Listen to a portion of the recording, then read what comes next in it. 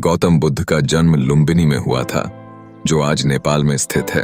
उनका असली नाम सिद्धार्थ था और वे एक राजा के पुत्र थे। सिद्धार्थ की जिंदगी में भौतिक सुख सुविधाएं थीं, लेकिन उनके मन में कुछ और खोजने की लालसा थी। उन्होंने अपने जीवन के पहले कई साल एक सुखद और आरामदायक जीवन बिताए, लेकिन अंततः उन्हें बाहरी दुनिया की असलियत का सामना करना पड़ा। एक दिन सिद्धार्थ ने अपने महल से बाहर जाकर एक बीमार व्यक्ति, एक वृद्ध आदमी और एक मृतक को देखा।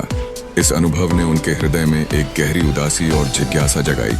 उन्होंने महसूस किया कि जीवन में दुख, वृद्धावस्था और मृत्यु हैं। इस सच्चाई का सामना करने के बाद उन्होंने अपना संतोषजनक जीवन त्यागने और मोक्ष की खोज में निकलने का निर्णय लिया। सिद्धार्थ ने घर को छोड़कर कठोर तपस्या करने की ठानी। वह वर्षों तक साधना करते रहे, लेकिन इस कठोरता ने उन्हें शांति नहीं दी।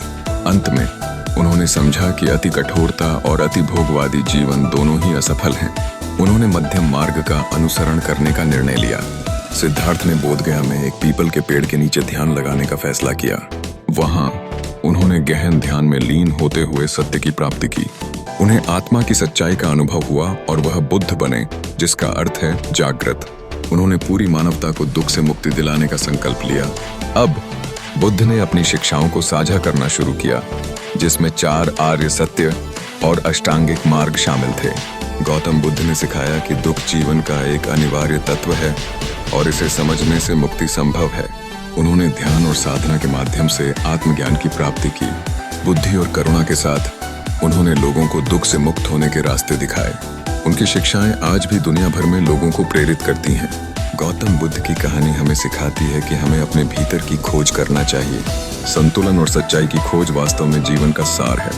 उनकी टीचिंग्स न केवल धार्मिक लेकिन मानवीय भी हैं, जो सभी के लिए महत्वपूर्ण है। इस प्रकार गौतम बुद्ध का जीवन और उनकी शिक्षाएं हमारे लिए प्रेरणा का स्रोत हैं।